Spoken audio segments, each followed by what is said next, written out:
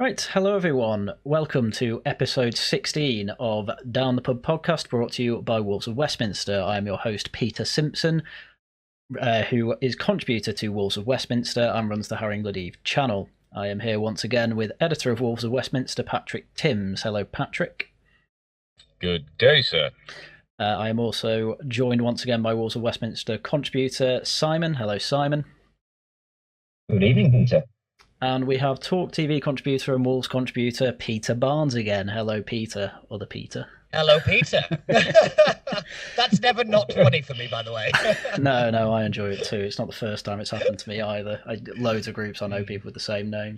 But obviously we're here to talk about topics that you talk about when you run out of other interesting topics at the pub. But I think with how today has gone, yesterday for when this comes out, this would probably be the first topic you actually talk about at the pub, which is obviously the major news that Robert Jenrick has defected, which I know Reform are very happy about. I know there's a few people I know, me included actually, who aren't particularly happy about this, because obviously Robert Jenrick, immigration minister, not a great record, things like that. But we are very forgiving at Reform, possibly too forgiving in some ways. But I think overall after today, it's going to be more of a boon for Reform than it's going to be sort of any good for the Tories, really, but we'll have to see about that. But obviously there'll be plenty to say on this, I'm sure.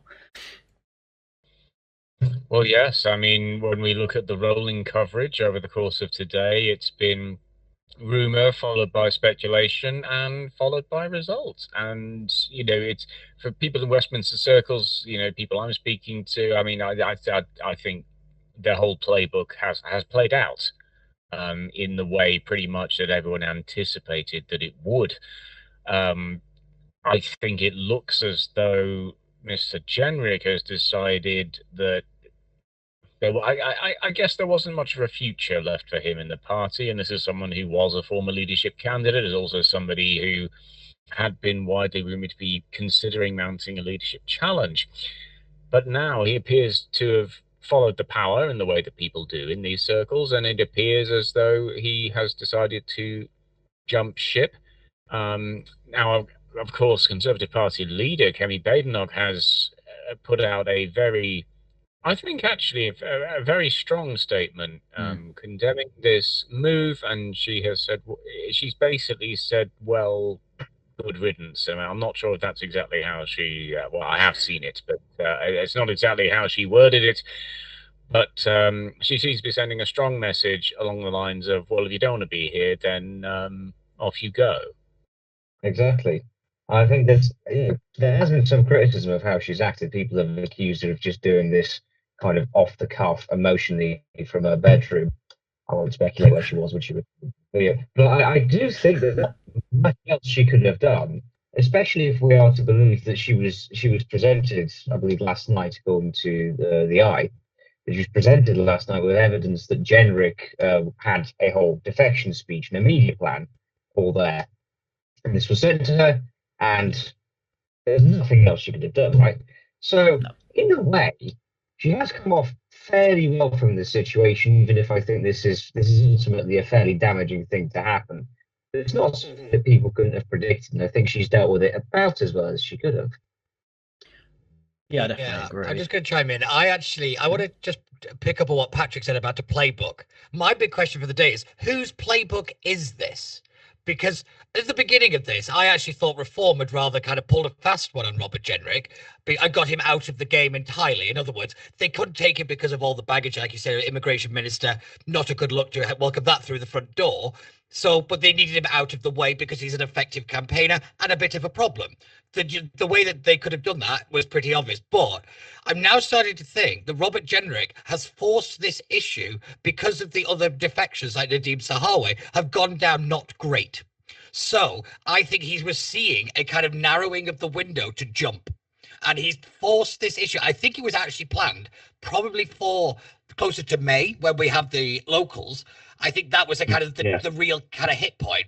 And I think he's forced this because he sensed that there is a mood change because of the reaction from just earlier on with the other defections, because we've had the vaccines minister, who was also the education secretary, who backs up children. You've got Nadine Dorries, who put the online harms bill into Parliament. You know, welcoming these people that you are then saying were terrible for 14 years is not going down too well at the moment. And I think Jenrick has sensed that because he has a great political acumen, and he's moved. And he's forced Nigel into this. I think that's why it seems very chaotic. And I think he's been able to do this quite well. And I don't think Reform have quite realised they've let the fox in the hen house with this one. I genuinely do. I think they'll come out well in the short term, but in the long term, I think Nigel's going to have a run for his money with this one, because Kemi can control Robert. I doubt Nigel Farage can. Well, I'll just, if I can just give the almost an opposite perspective on that score. There is the I don't disagree with much of what you say, Peter, but what I would say is, when we look at in politics the ways that it's what I like to call the containment strategy. Now, if you look at Neil Kinnock, for example, we're going back a few decades now, and how did he deal with the rise of the militant tendency and that sort of thing? Well, what he did, unlike Starmer, who's expelled something like 90,000 members of the Labour Party and therefore also lost their subs, or what Neil did was the way the Labour Party forms policy. I am ex-Labour, just disclosure there. I know how they work.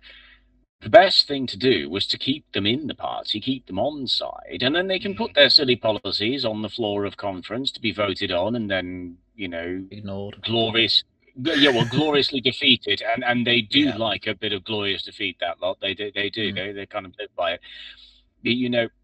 Sometimes what you do is you bring somebody on side because now you're on their payroll and you can control them. Yeah. So sometimes it's one of the ways that you do that, and I think I've probably said this on this podcast before, but it's particularly relevant today. I recall the outrage from certain more conservative sections of the commentariat as to why Sir Sadiq Khan is now Sir Sadiq Khan, as to why Sir Tony Blair is now Sir Tony Blair. And what I've said to people is, actually, if you understand Westminster properly, this is a snub. It's not a peerage. It's not an OBE or anything like that. If you get just a knighthood, which doesn't cost the nation anything either way, we are all, four of us, we are in a room. So we're in a room which has, 4 walls, and it has a floor, and it has a ceiling. That much is certain. So when Sir Sadiq was knighted, when Sir Tony was knighted, I don't think they were being shown their floor. I think they were being shown their ceiling, which is a way of saying, right, take this, now sod off. Okay, it's a way of saying this is the most you're getting, now stop angling. Now, as to this with Mr. Jenrick, I think what Mr. Farage is operating is basically a containment strategy here. He might even be fearing that Mr. Jenrick could well have been a more formidable leader of the Conservative Party, and therefore, in some ways, in quite a lot of opposition towards him. Therefore, what do? Well, swallow them up, eat them. And now you're on their payroll, so they have got to obey you if they want to stay anywhere at all and not just end up as an independent, which he was for a few hours today. That, in politics, seems to be the way that you contain your potential enemies. I just going to come back on that one really quickly. Sorry, I think one of the sticking points for the negotiations about a defection from Jenrick would have been over what he's actually going to do. Let's face it, Jenrick is an ambitious guy. We can't, accuse him of too much principles and sincerity, let's be honest. But what I think happened was Jenrick wanted, a high position, something like Chancellor, which we already know is a bit of a crowded position in Reform at the minute, shall we say. And there would have been issues around the haggling there. What this has meant now is that Farage doesn't really have to give him anything. He's probably going to, don't get me wrong, but in that kind of reform front bench team, Kenny effectively pushed him out the door, took away all of his gear, and then left him to go begging to Farage, who, let's face it, didn't really have to say yes to this. He could have washed his hands of the whole thing and basically said, no, you're not coming in, sorry, because all my members and my deputy leader all hate you. But he didn't. Yeah, it's what would he do there as well? Would he join Rupert Lowe with the independent lot that aren't pro Gaza, or would he join Advance as their new leader? That's another interesting one. I'm just going to say though, my problem is these containment theory. Who's been able to contain Robert Jenrick so far? He is a political animal. He's not a kind of outsider that's joined, you know, he's also got more skill than Lee Anderson, so who was the other defector, in terms of actually being a serving MP at the time.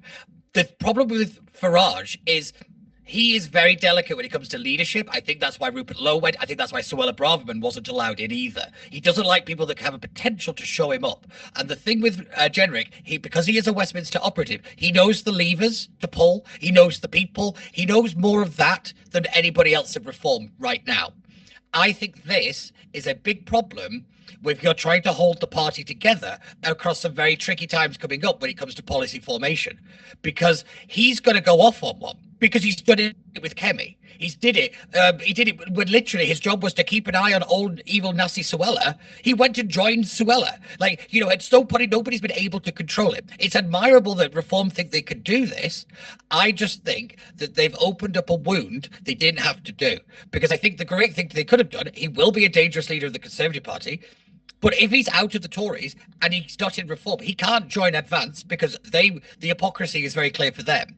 I think he would have just been out in the cold. He would have been useless. And I think that was the better play for Reform than welcoming in through the door for the long term. But for the immediate short term, this is great for them. But I think in the long term, I don't think this is going to work out well. I mean, there's another level to this, I'll say, as well, and that's that there's an awful lot of people who are on the right wing of the Tory party who were basically just hanging on for Robert Jenrick. I know a few people who've already joined Reform because Jenrick moved over. I was listening to GB News, I can't remember which pollster it was, but effectively Reform can cannibalise 5% of the Labour vote that remains, but 20% of the Conservative one. So it kind of makes sense why they're taking over a whole bunch of Tories, and Tory 2.0 accusations are popping up everywhere, which I completely understand and think they need to get a lid on at some point, which hopefully next Tuesday they will. But that brings along Jenrick supporters as well, because they're not going to go, I don't think they're going to go anyway to Katie Lamb, because she's not really been in the news for 3 months at this point. And so where would they go from there? Well, if he joined Advance, that could be big for Ben Habib. And that is an option. It's one of those. I've got 2 points to make here. The first is somebody who's been searching for a job for quite a few months now. The trouble is that you don't look very credible if you are offered something and you refuse it. Yeah. Now, as to how this relates to this situation, I mean, if you have somebody with actual shadow cabinet experience, blah, blah, blah, blah, blah, blah, and they want to defect to you and you say no to them, well, you have to be in a very particular position of power in order to do that. So, I mean, it's no surprise to me that is how it's played out. I think the second thing to say is, again, you know, yes, he's playing power games, but at the same time, in terms of how they're going to use him, well, they can now use him however they like. And when it comes to that, I mean, look, I've been at Reform press conferences a lot, and I remember one that I was at, which is the one where they wheeled out David Bull as chairman. Now, I've been on David's show before. I know David. So I turned around and asked him a question which was designed to represent concerns that have been fielded to me privately in a journalistic sense as to whether or not the party is being led in too much of a centric manner. And I said to him, as chairman, you know, will that change now under your leadership? And Mr. Farage was, all, and I mean all the other journalists in the room, directed their questions at Mr. Farage. And the camera could see him it could not see either me or David, but it could hear both of us. And so I think Mr. Farage was left standing there a bit like a lemon, because, you know, I wasn't talking to him. I was talking to Mr. Bull. And that's because I know him and he's the new chairman. You've just wheeled him out. This is his day. I am asking a journalistic question. But Mr. Farage cut me off and said, oh, it's not fair to ask him that on his first day, to which I'm thinking, well, how much does that show about what you think about the person you've just appointed? I mean, I'm not suggesting there's any feud between the two men, not at all. Otherwise, that wouldn't have happened. But it's like, you know, how much confidence does this show? You know, but he cut me off because Mr. Farage always wants to be the center of attention at these kinds of things. And he has a very centric style, sort of leadership style. And I've worked for people before. I can think, you know, one of the high schools I worked at, I worked under 2 head teachers. And one of them, the first one, was very, very centric on, this is not egocentric. This is just sort of like, I keep everything tightly run at the center through me. The other one was very, very helicopter. So these were 2 very different leadership styles, but I think we all know what to expect from the Reform leadership at the moment. And this latest move today, I think it's a case of, I mean, do you remember playing cards at school? You know, got, need, got, need. Okay. Yeah. And it's I think that's how it is with Jenrick. To follow on that, just to follow on that, Sorry. I think this is a kind of need, because if you need to kick someone like Robert Jenrick to prove your operational and professional skills as a party, it begs the question: where's everybody else? Where's the people that are supposed to be joining the team to actually build out the cabinet, to build out its profile that it's going to need? Because one of the big things when you look at all the focus groups is Reform just seemed to be a one-man band, and nobody believes a one-man band can turn the ship around. So this leads to a question: why aren't Reform getting the other people that they're apparently they're so quiet and everybody's out there all supporting them? Why aren't they joining to take up leadership positions? Well, just as you said, I think that the operative word in what you said there was begs.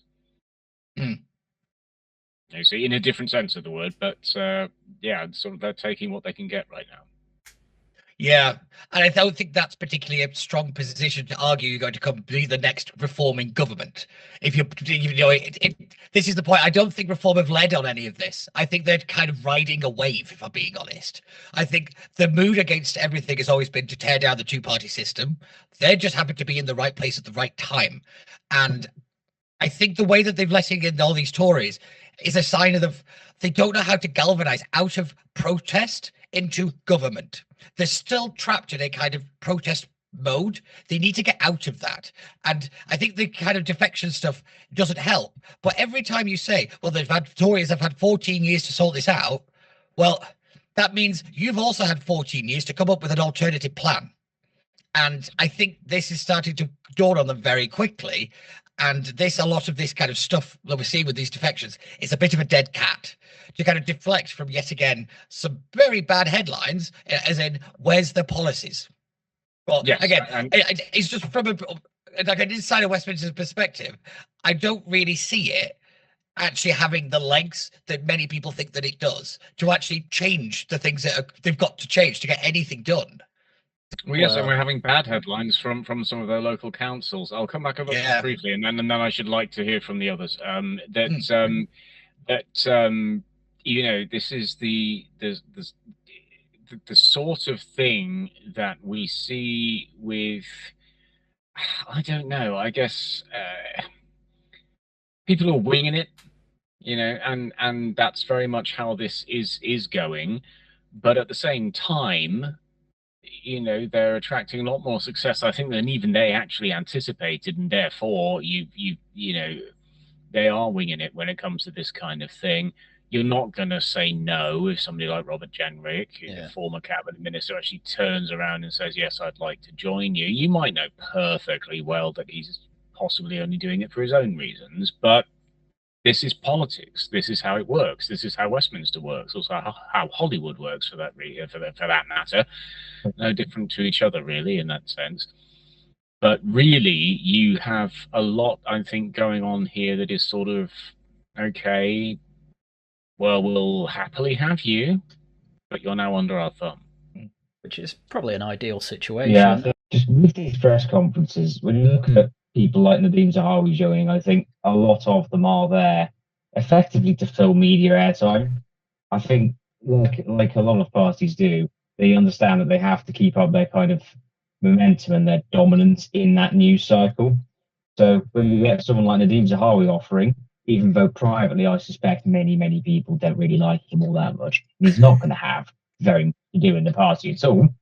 You're still going to say yes because it's, holy hell, look at this, former chancellor has joined. He's a Muslim. Whoa, look at this. It's kind of like have you seen? I think Peter S will have seen this. That sort of gif of the jester dancing in front of a very bored queen. Yeah, that's everywhere. That's what it feels. Yeah. That's what it feels like sometimes to me.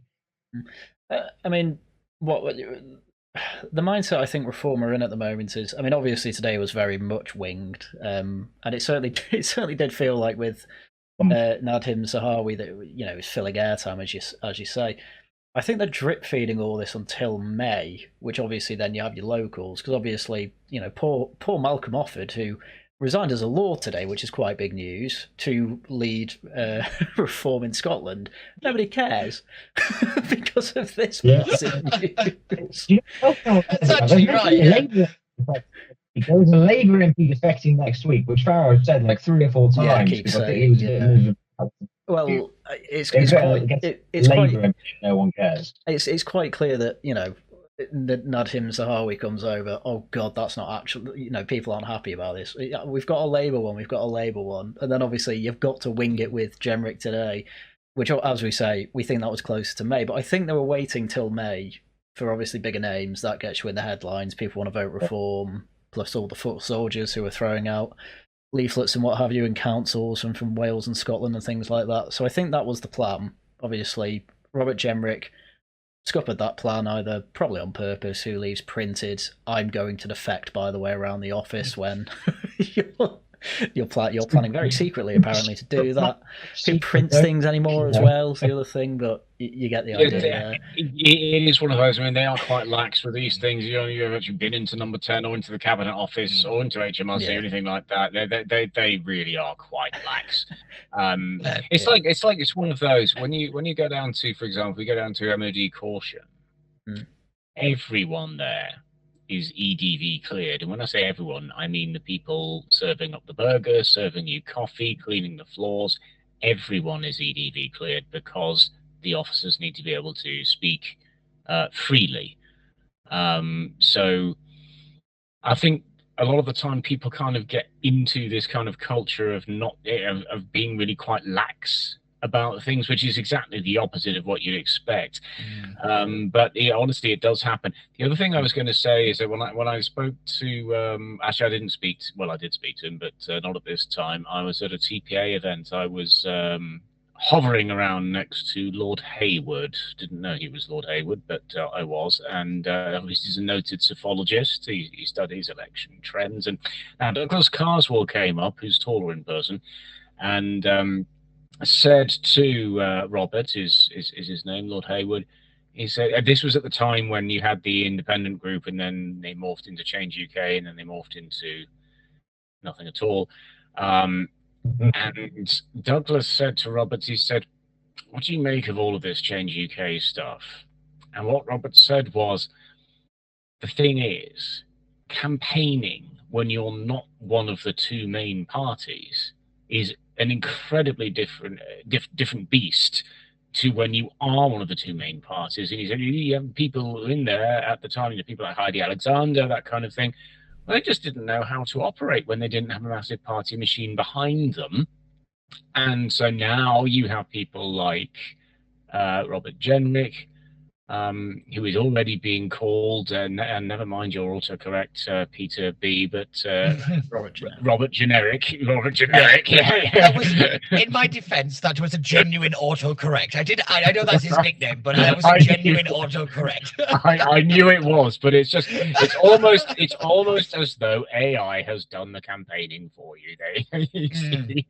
But there we are. So now, and for a few hours today, in between having the whip suspended and party membership removed, which is actually quite a bit of a bundle, that isn't it? You know, sacked from shadow cabinet and whip suspended and party membership revoked, because you don't have to revoke their membership just because you suspended the whip. You don't have to do that. But so Kemi went basically full on. But so for a few hours today, how interesting it is that he was in fact Robert Jenrick. Sitting as an independent, and now he's defected. But so we all knew it was going to happen. But it's one of those. So had that not happened, consider the position he would have been in. He would not have had a party campaigning machine behind him, and made it very difficult for him to, one, retain his seat, and two, to operate effectively as a campaigner. Now, contrasting that, we have Rupert Lowe, and because he no longer has the machine, such as it is, that put him into office in the first place, he's now acting as independent. So what has he done? He set up this whole Restore Britain thing, and their sort of keynote is, hey, as well, I know that, but their whole keystone behind all of that is, hey, we've got an MP in Parliament. So yes, you have one. And if reforms stand against him in the next election, which they will, he probably won't be there for that long. So it again, but so what do people do now? We also have, for example, Mr. Baker, Steve Baker, who set up the Fighting for a Free Future. He's also got the Provocation people. He's got his own he's got Baker Strategy Limited. He's got his own kind of different business. Interest. And this is what you do. Well, yes, he is a busy boy, but the point is, I mean, he's not even MP anymore. At least Rupert Lowe still is for now, and Robert Jenrick still is for now. But when they end up either moving on from or getting kicked out of this, that, and the other that's always supported them, they tend to go off and do their own thing. And I think in Mr. Jenrick's mind, this is almost his way of doing his own thing. You see what I mean? Yeah. I will jump.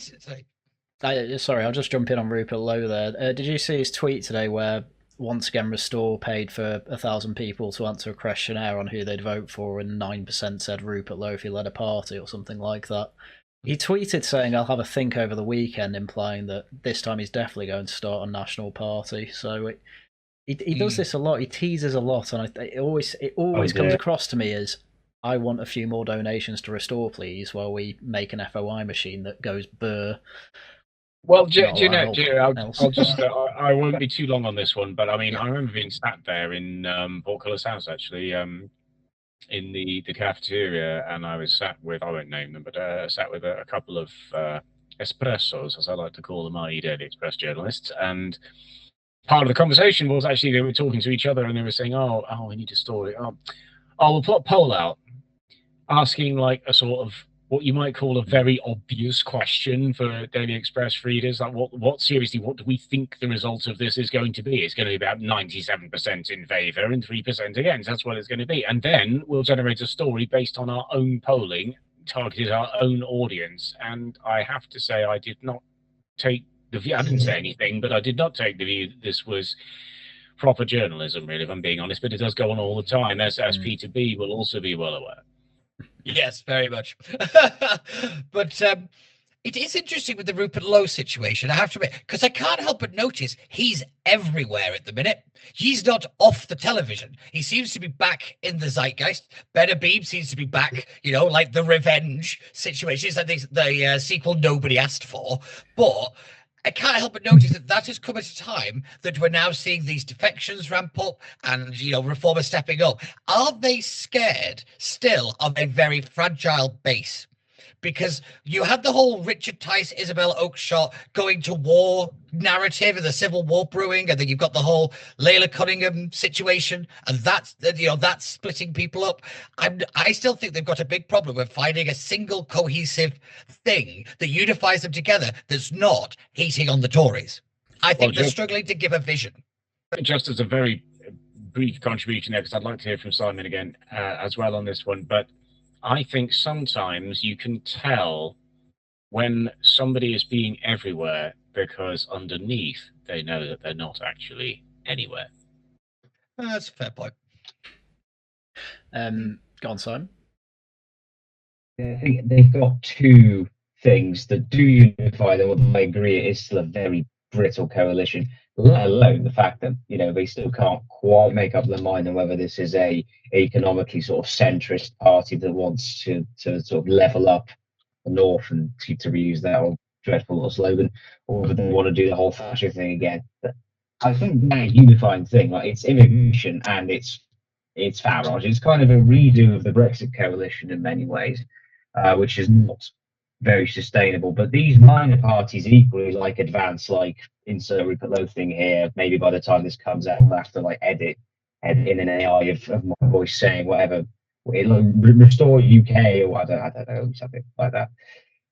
Whatever they've got is infinitely more brittle because it's just a few people online. I am yet to meet a single person in the real world who's like, oh yeah, I love Ben Habib, or I love Rupert Lowe. However, because of who Reform supporters are, I do sometimes get the fear that something major will kick off online and actually start splitting that base seriously. Because I was talking to a few Reform people I know, just like locally, when the Rupert Lowe sacking happened, and they knew what it was. They knew what was going on, so they are very tuned in and online. I think uniquely for a electoral demographic in Britain. So I do think this is a pretty brittle coalition, but I don't see anything immediate on the horizon that would cause a split.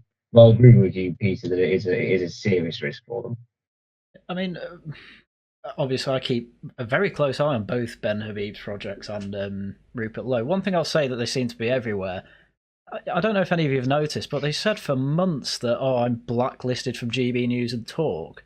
And then, like, last week, they're everywhere, all over them. What I think they were trying to do was make a bit of a victim narrative, saying, like when someone gets cancelled, they're like, they don't like me saying this sort of thing, and it gets some attention. I think they realised it wasn't getting them any attention because nobody cared.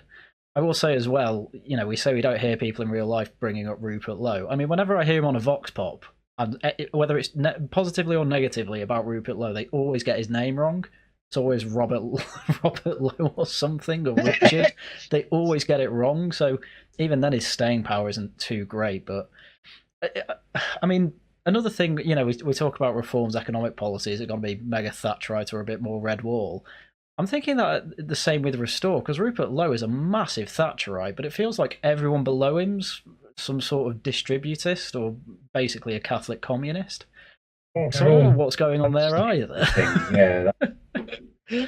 I said Reform is the actual coalition with the SDP, so if they have an election with them and with the TUV, but no one seems to talk about that. Well, as Peter B will know, working in said self-same building, albeit on different floor, from time to time, there are plenty of lefties at the Sun, aren't there? Oh, far too many. The Sun, what happened to the Sun? But yes, I agree, yeah. That's an interesting point, actually. In terms of the cancellation point that Peter brings up is interesting, because you're right. I was on a podcast with Dan Wooten, and they were saying they don't see Rupert Lowe anywhere. I was like, I was on with him yesterday, literally yesterday, and I'm like, but it's what these kind of smaller groups do to get the attraction. Is they need to be the victim narrative, and Reform played the same game when they first started out, doing the same. They don't want to on the BBC. Tell me a time Nigel Farage is not on the BBC. It plays into the base narrative to kind of push them forward, and you get why they do it, but I do have to admit that it might not be an immediate problem now, but I'm thinking it's a compounding of an ongoing problem. How much is the base willing to tolerate before it says enough? Because when it does explode, it explodes quite dramatically. It splits very, very clean down the middle. And I look at things like the Shabima Begum situation. I look at anything to do with Tommy Robinson. Reform divide like you've never seen. I do think they have to get a grip on that, and that's down to the chairman. And I think I like Dr. Bull, but he's not an operative. He's not a Westminster guy. They need somebody that can maneuver the movement, not just calm it down. And that's the thing that's got to change. Well, I think you're also right there, because I think the same thing is true of Zia Yusuf. That he's also he's not what we would call in Westminster circles, as you know very well, an operator.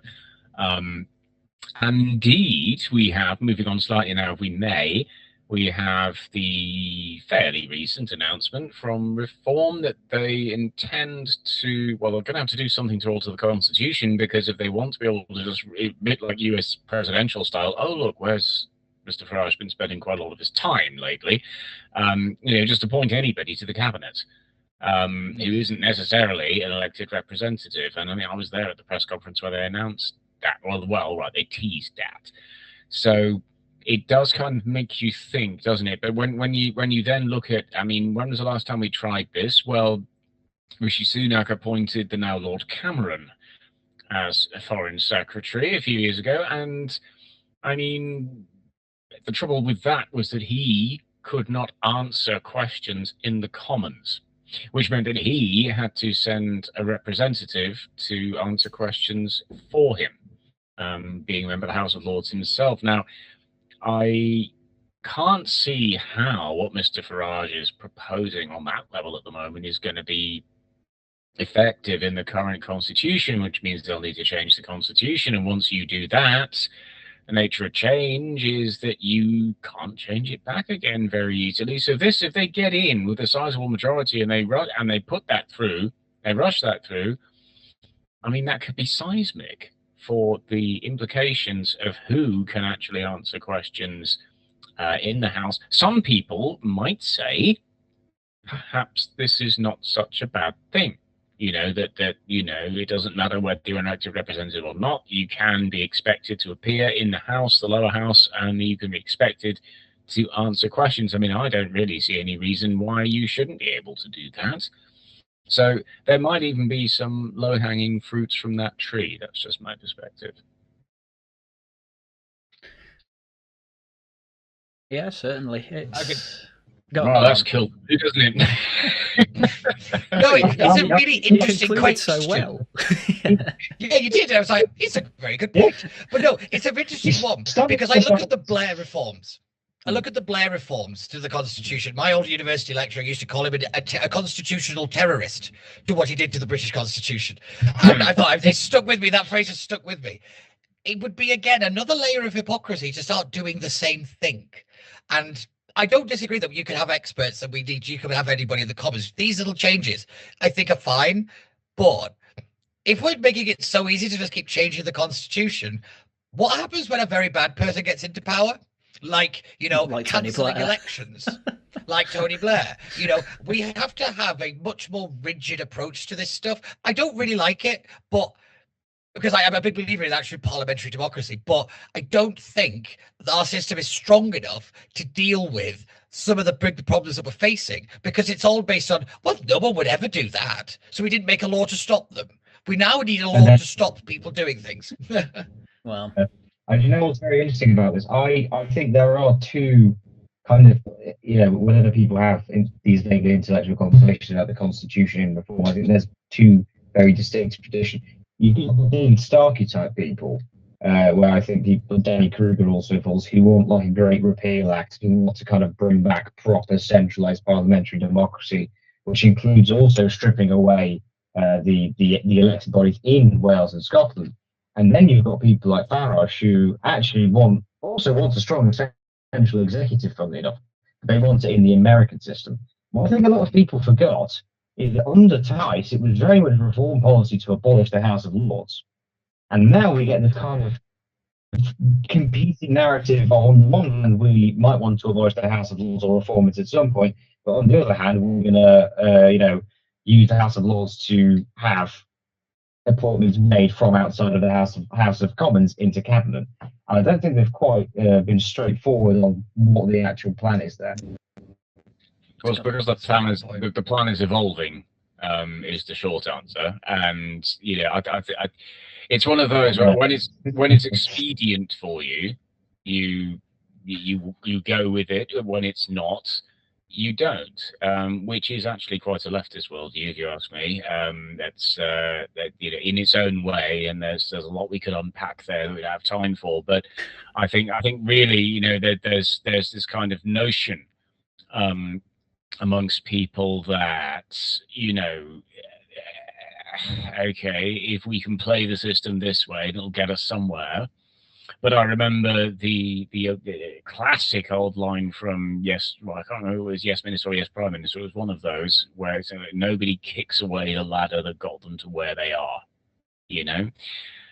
But at the moment, I don't think Reform has a clear enough picture of exactly what ladder is going to get them anywhere.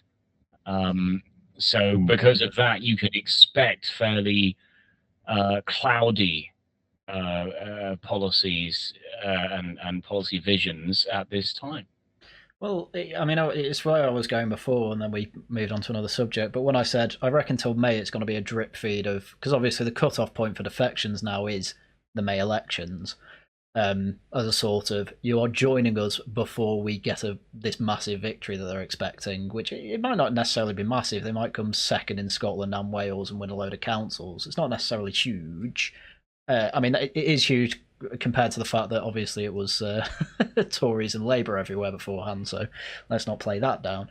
But after that, obviously you'll have all the defections, you'll have a big announcement, same as an election night, probably maybe the day after, whatever, keep the momentum going, and then maybe we'll start seeing policy, your Monday policy announcements again, like the mass deportations or the policing one that was pretty good. Obviously, you had Danny Kruger recently. That was the best one by far, I'd say, the civil service one, which is fairly developed. It's not fully developed, obviously. There's still years out yet, but you can at the very least see the direction they're going, and that is what hypes up Reform members, from what I can tell, being one myself and going to the branch meetings. We do like the policy. Whether it's fleshed out or not, I think we're probably more more tolerant of that, let's say, than Peter B. But we understand there's time. I think most people are more tolerant of it than I am. Well, fair. Literally everybody in the country is probably more tolerant of it than I am, but only because we see what happens when we don't have policies, planned out to a pretty decent standard. We're living through it, and you can't promise to change the system, be the reform, and just keep things the same. That is the big issue with me when it comes to this lot. But yeah, you're right. We are still so far out, and I do think the May elections are just huge for every political party at the moment. Every political party has something to lose or gain from those elections, and it's going to be exciting, but it's going to be exhausting. Oh yeah. Do we think we're actually almost moving towards a sort of US style politics scene? Political scene where in fact these are basically the midterms. I mean it's always kind of been that way, but these seem far more dramatic than other supposed midterms that we've had before. It seems like these will be actually really a lot more seismic. Yeah, I think it's just the consequence. It is a series of 5-way elections, I think, for the first time, because remember last time I believe that we didn't really have the Greens as a credible force. We didn't then have the threat of insert Jeremy Corbyn thing here. He's very much become their Rupert Lowe, hasn't he? I'm going to launch this thing. Well, I won't. Oh no, I got backstabbed by a mental person under me. Yeah. Not that I'm making any predictions here. I will not be associated with that comparison, owing to the need for transparency with Wolves. But ironically, I was present but not involved. Well, very much so. Very droll. I was going to say, though, actually, obviously I'm talking a lot about drip feeding defections, but also they're going to need policy for Wales and Scotland, which I think are going to be announced as well as we get closer to May. I know, for example, Wales, they are getting rid of the 20-mile-an-hour speed limit that police don't follow anyway. I know that because I see them speeding in those areas all the time. Plus, half of them in my area have gone back to 30, so they'll probably be revoked before they get in anyway.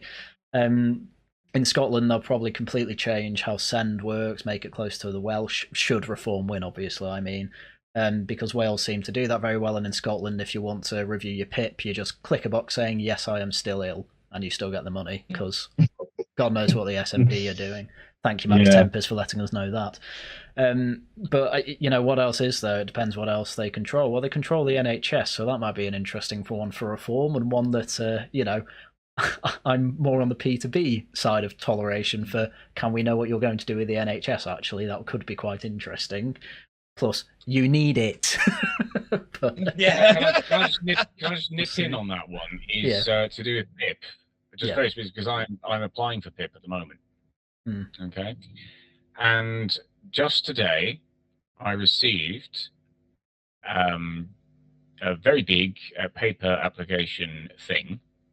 This is following the time that because I submitted all of these questions about how does your disability affect you. I submitted all of that online.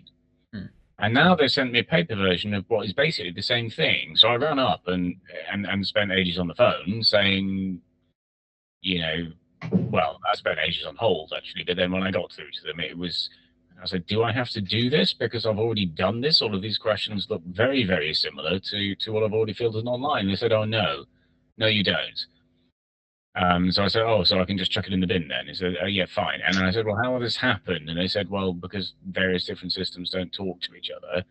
So they're having some problems at the moment with this kind of thing. And I just look at it and I think, for God's sake, I mean, look, at least, I don't know about P2B's background. I know something about Simon's, but Peter S., you and I are both in tech and have been for many years. And I would say I've been in this field for 22 years. For God's sake, give the thing to me, and I will sort it the hell out. It's just I don't accept this notion of systems not talking to each other. And I'll tell you one thing. I will shut up in a second. I will shut up in a second. The first thing I do now, you know what Kim Ledbetter has done? She's put through the assisted dying bill as a private member's bill, and I don't approve of that being done in the way in which it was done. Although, as somebody who sadly does have a terminal diagnosis, I'm going to be in several different minds on this point.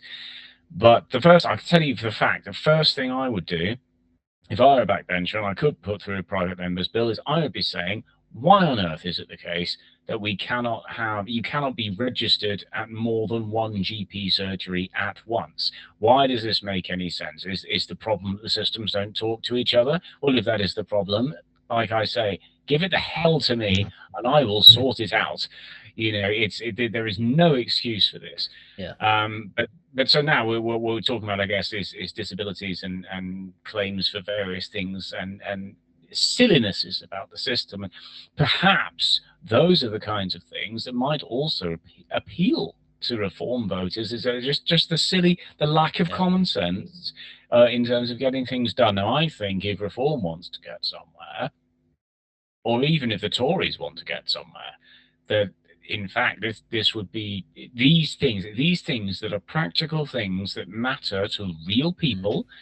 They are not headline policies, but if you sort this, you are going to get votes, and you are going to get votes from people who you talk to on the doorstep, not from political commentators, not from journalists, not from people who just exist within the Westminster bubble, but actually from real people on doorsteps. And I've gone into a bit of a rant, but I will shut up. It's a nerd one. Yeah, no, but it's 100% correct. And the prime example is John Major and traffic cones. That policy was ridiculed by the Westminster bubble, yet it was loved by the public. It was a way that the small annoyance was fixed. And I've always said, a government, if they just fix one thing, they'll be in power for 10 decades. Just fix one thing. And I think you're so right, Patrick. Just fix that communication problem. It would transform everything. But for those of us who had one whole year of being alive during John Major, what was the traffic cone policy? Oh, yeah. Sorry. Yeah, I was going to say, I only had a year as well. Yeah, so basically, it was if you found like discarded traffic cones, there were apparently they were everywhere. There was no kind of way to get rid of them of something. There was a number you could ring, and someone would go collect it and get rid of it. It was basically just like a trash service. I'd vote for that, yeah. It was always considered a kind of, oh, why is the Prime Minister doing this? It's not a prime ministerial thing, but it's what we call a contact point. It's a bit where the political system hits the public, and you can do something about it. And GP surgeries are a prime example.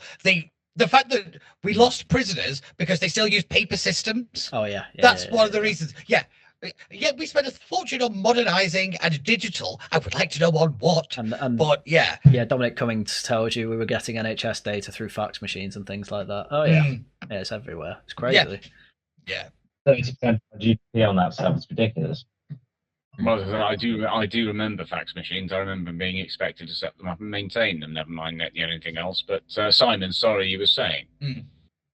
I'm just absolutely dumbfounded that we spend like something like 30 to 40% of our GDP on the NHS, and they still have to use fax machines, and all the computers are from 1992. And hospitals don't share data. I think I've said it before. My girlfriend has a massive folder of all her medical records because she has to go to different hospitals. It's madness, and yeah, as you say, I mean it might be an issue because going between England and Wales, obviously they're two completely different NHSs. But if just a simple thing of hospitals and GPs can data share, because why not? It's all one NHS. The whole point was that if a bedpan spills in Bedford, then Glasgow knows about it or whatever it was, and they never got to that point. So even this is the thing. I mean, the whole. I speak to this from an IT point of view. I mean, you will know, Peter S. There's a whole thing called middleware, which as a whole part of the IT industry, which is, and this came about really when you had these mainframes that, for example, the banks were using for processing massive amounts of financial transactions and all the time, and they had to be on all the time, so you could never really turn them off. But the way in which they processed information wasn't really compatible with more modern server infrastructures that were coming into play in, say, for example, the late 80s, early 90s. So a whole new what's duck in English? Branch of the industry came into. Sorry, this happens every so often. Sometimes English does fail me. But a whole new branch of the industry came into play. The whole point of which was to literally just facilitate the data transfer and migration and sort of format conversion, or whatever you want to call it, from one kind of different system that innately was not going to be able to talk to another kind of system to another. Yeah. This is a thing. It's been a thing. That is literally what I do. That's what I do. All I do is make machines talk to one another. That's literally all I do. And the government doesn't want to hire people like that. Yes, and then the government says, oh, well, there's no possible way we could do that. Actually, yes, there is. You just need to get some competent people in, and they should ideally not be civil servants. But, it's well, not that I said that, because Wolves doesn't tend to express opinions. Present but not involved. Yep. No. I feel like I'm very PC world at closing time. Well, I mean, you said before, Simon, as well, because I gather, without giving details, that there are people in your family who also are subject to the health system. Yes, I've got extensive experience with the sort of PIP and NHS system. I'm going to also go off on my own rant. So, somebody in my family needed an X-ray. It was for a pretty serious thing. And two very stupid things happened. Number one, of course, we spent about 600 quid. It was extortionate on a private X-ray. Took it in because we'd already been waiting 2 months. And well, sorry, no, we can't actually use this because it's privately done, and we have no evidence that it was you. And we were just like, okay. So when I got my hands off of the doctor's neck, which didn't happen. I'm joking. But when we managed to finally calm down from that one, we go, okay, right, we'll go home and wait. We'll get us on the express list. They promised. 3 months later, letter. Okay, brilliant, you've got an X-ray. We go in, And then the technician lady says, "Oh, no, sorry, you're not old enough for an X-ray for this specific condition. You can't get one." And then we were just like, in less polite language, "Why did you send us a letter about an X-ray then?" And she said, "Don't know, doctors sometimes just do that to take the mickey." Great. Isn't that completely bonkers? The Yeah. fact Well, it's like when not it's like when punished at all. it's just like when I was in the hospital. One of my friends dragged me along when it was in the early stages of my condition to try and see if we just went to A&E, whether something could be looked at. And so you go in and they'll do your initial vitals, and then they came back about an hour and a half later, and they said, yeah, well, your blood pressure was really low, so we need to retest that. And I said, well, how low was it? And they said, oh, we don't know. I was like, what do you mean you don't know? Yeah, they said, oh, well, that's a different team. And I was like, well, hang on, you're in the same blinking hospital. They're probably just down the corridor. Blinking is not the word that I used. But well, it wasn't. Come on, how can you?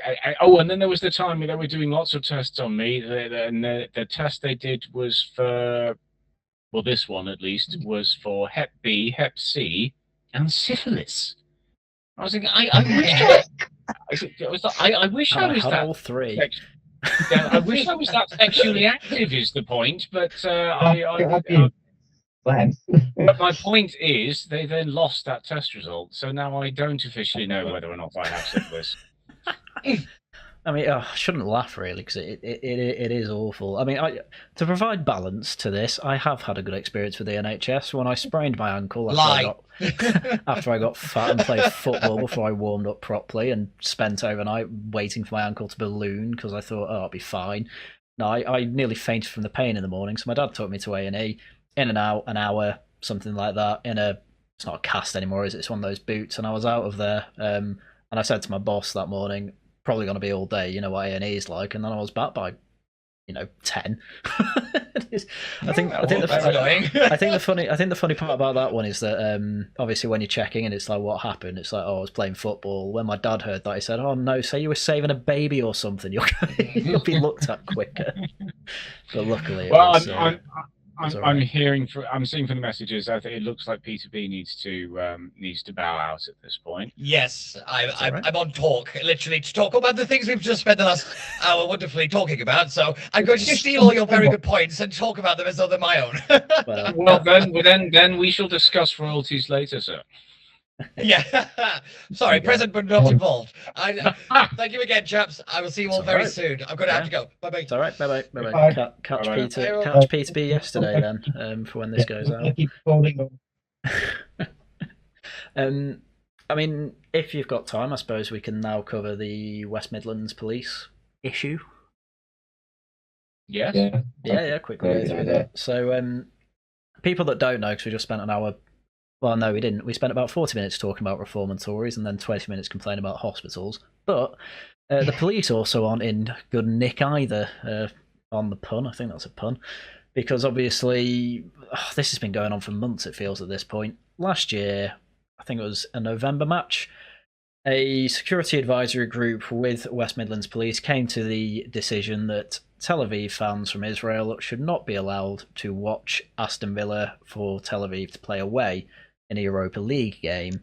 A lot of people raise an eyebrow at this because obviously anti-Semitism has been talked about quite a lot, because a lot of it seems to go on and no one seems to do anything about it. And it obviously got to the point where synagogue was attacked, and obviously over in Australia there was an attack on Bondi Beach, I believe it's called. And so obviously they were banned from going there, and basically everyone raised an eyebrow, and a select committee has basically spent the last week saying, yeah, but you've just lied about your evidence, haven't you? And they literally, Microsoft Copilot made up a game, and it's got to such a bad point that now basically everyone's crying out for Craig Guilford, the chief constable, to get the sack, because he's not resigning, because it seems like none of these people have shame. I've been covering it quite closely because for this side of the internet, I think I'm more in, and know more about football than, than most people. But yeah, but it was crazy that they were banned. The Dutch police had to come out and say they've basically made half of this stuff up about what happened in Amsterdam. More locals were arrested than Tel Aviv fans. I had people saying that they're worse than Millwall Tel Aviv fans, and I'm not seeing any evidence of that. So policemen should obviously resign. Didn't if he had shame, but we're not there. They're only the second most racist team in Israel after Beitar Jerusalem. I have a sort of surface level knowledge of Israeli football because I've been there. I did not get the opportunity to buy any funny merch, but I do think it was a stupid thing to do. If you're putting sensitive data as a police officer, like if you're actually basing police security decisions off of effectively ChatGPT sticker cousin, you're going to have to resign. I'm sorry, there is no way around that. It just proves that you're redundant. No robot could probably do your job. I do think there were security concerns, but I don't think they were security concerns that you can mitigate. They are pretty bad. Don't get me wrong. They're not like it's really football teams are never pleasant. They're sort of. I do think they kind of are the baby of Lazio and Millwall. I don't think they should have quite been banned. All that this has shown me is that West Midlands police effectively think they can't actually keep order in the West Midlands. That's the bottom line here. Well, that is the conclusion that I've had in the 4 videos I've made on this. Ultimately, I can understand why they made the decision, because you do not want the headline, sectarian riots in Aston Villa. But obviously, you can't do anything about the locals, really. Unless you have riot police from all over the I nearly said planet, all over the country come to Aston Villa just to police that, but they're not necessarily going to agree to that. So they chose the easier option. The problem is that if they were they can't be honest and basically say it's the locals that are going to cause a lot of the issues, because that is what happened in Amsterdam, according to the Dutch police's own reports on this. And obviously they had to correct a lot of what the West Midlands Police and the Security Advisory Group said. The other problem actually they have is that the Security Advisory Group had local councillors, local community leaders, and Aston Villa's right next to Handsworth, by the way, which Robert Jenrick said he didn't see a white face in, because it was quite a, the ONS census data show it's quite a high area for, I think it's Pakistani. Quite a few live there. I think that's country of origin, or it might be self-declared ethnicity. I can't remember. Either way, that tends to be where are the people screaming from the river to the sea? And Nick Timothy went there and he saw it firsthand. There were people basically saying you can't be here to his face, and then police officers came over to move him away because he was having a somewhat constructive conversation with people to understand why they were protesting an Israeli team, even being there. But the police can't be honest about that, because ultimately then multiculturalism's failed and they're never going to admit that. So they have to basically smear Tel Aviv fans' names, which, I'm not saying they're perfect and never get in fights or do any sort of sectarian violence themselves, but they certainly overblew it as an excuse to ban them from coming over. Hence, he should be sacked. But he's staying put. And we don't even have to it doesn't have to make it a nationalist issue. We only have to make it an ethnic issue. I mean, anyone ever been to a Liverpool versus Manchester game? Either of Manchester's. So honestly, the old firms like this. You can't really say that you can't police these things. You can, right? But I think West Midlands Police basically just thought they can't control this. Yeah. Well, they obviously couldn't be asked, or they thought that it was going to come back on them, and they did. But I will relate briefly an experience from, I don't know, about 15 years ago now, something like that, when we, my family, myself, my mother, my father, and my aunt, which is all my family, went out to Zorin Central Manchester to go and watch what was it? It was was it a musical, or was it one of those Cirque du Soleil things? I think it was something like that. And as we were coming over, this happened to coincide with the same day that I think it was actually Russia v Scotland. or something esoteric Yeah, like that. that is niche. It is. I think I could be wrong about that, but it was certainly home versus away in one sense or another. And honestly, the streets were awash with empty bottles of beer and very, very drunk young, or at least youngish men. And I'm here wheeling my mother in her wheelchair through this crowd, trying to navigate by landmarks that I remember from when I was 19 and doing heavy clubbing in Manchester.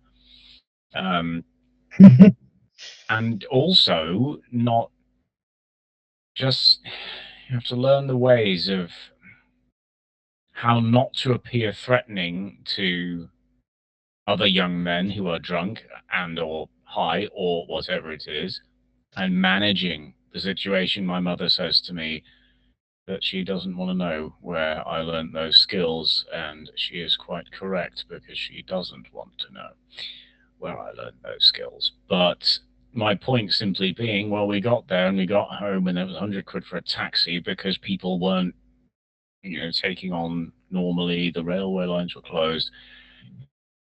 This was just between, my point is, this was just in England.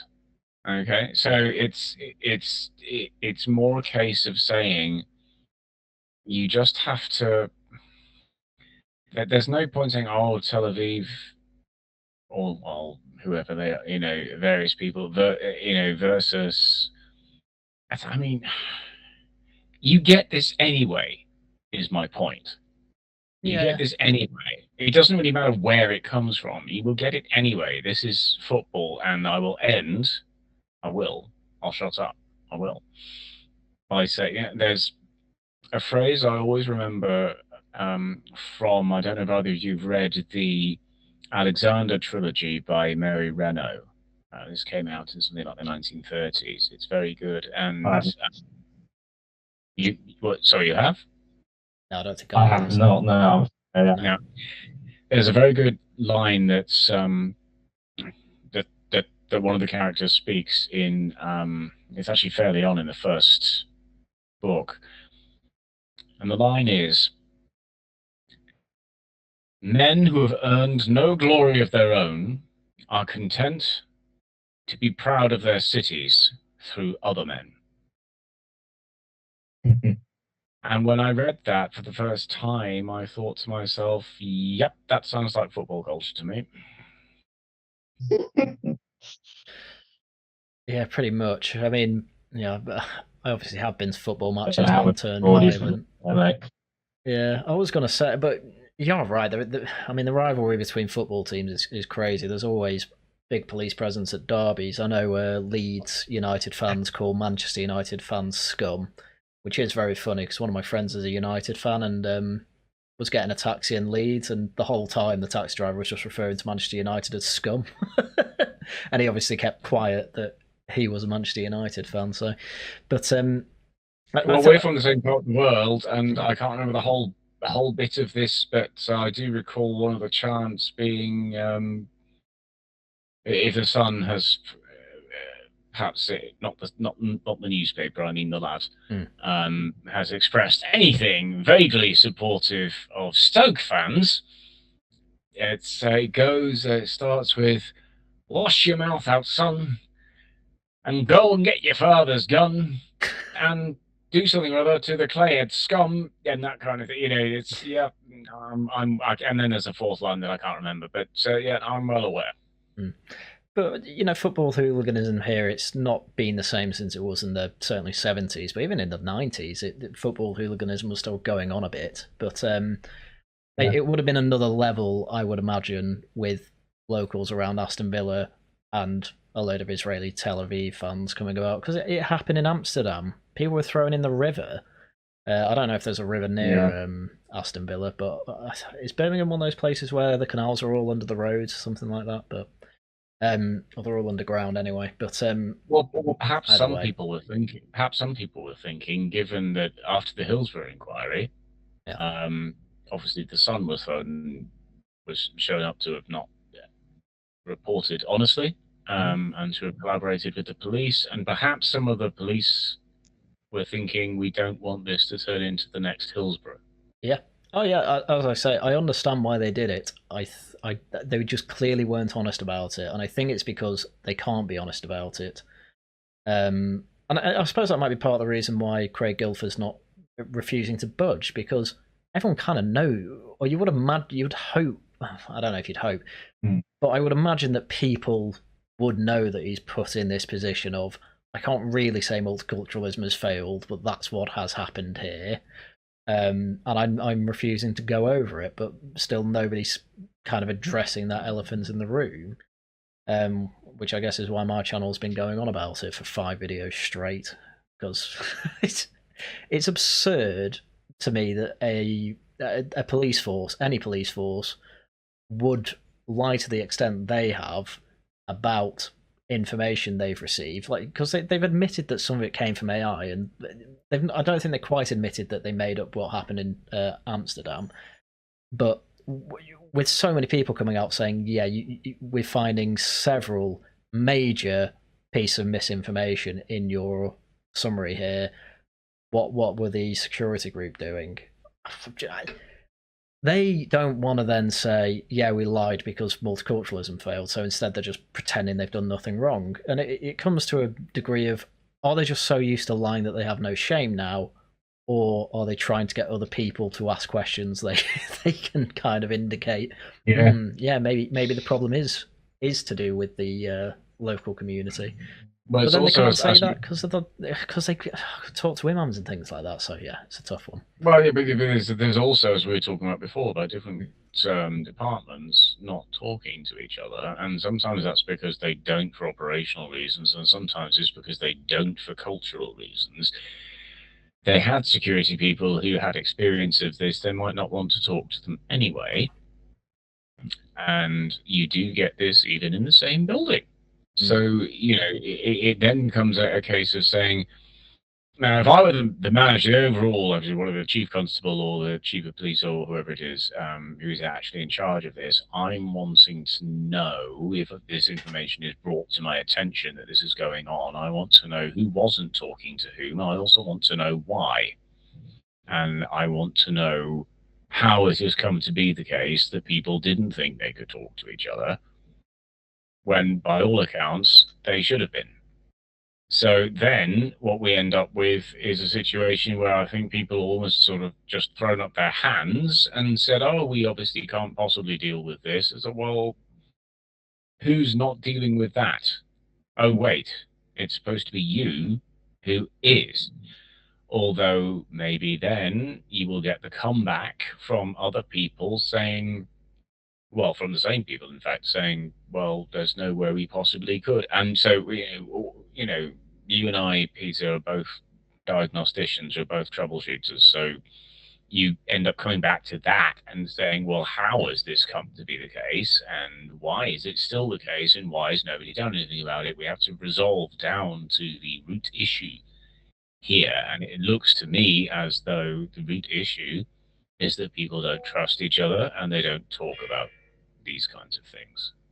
There might also be an issue of we see it all the time with the police, you know, sort of the hostage video style things where there's a police officer and like 3 imams behind him, and it'll start with some Arabic and then start talking about community cohesion and things like that, and it never, from my perspective anyway, it looks like they're basically reading a script that's been given to them by these community leaders. I mean, thinking back to Southport, obviously, we saw police officers with megaphones saying, please, can you put your weapons back in the mosque, and things like that. I mean, that should probably be looked into, but ultimately, it looks like almost a lot of these institutions have been captured by these communities, and it's possible that this happened here, and I think it's all happened through the SAG, the Security Advisory Group.